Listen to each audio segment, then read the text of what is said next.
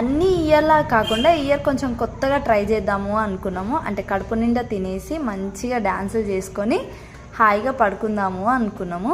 అనుకున్న విధంగానే ఫుడ్ కోసం అయితే జొమాటో తీసే వరకు అయితే మేము పెట్టే ఫుడ్ కంటే కూడా ఛార్జెస్ ఎక్కువ రేట్లు అనిపించింది.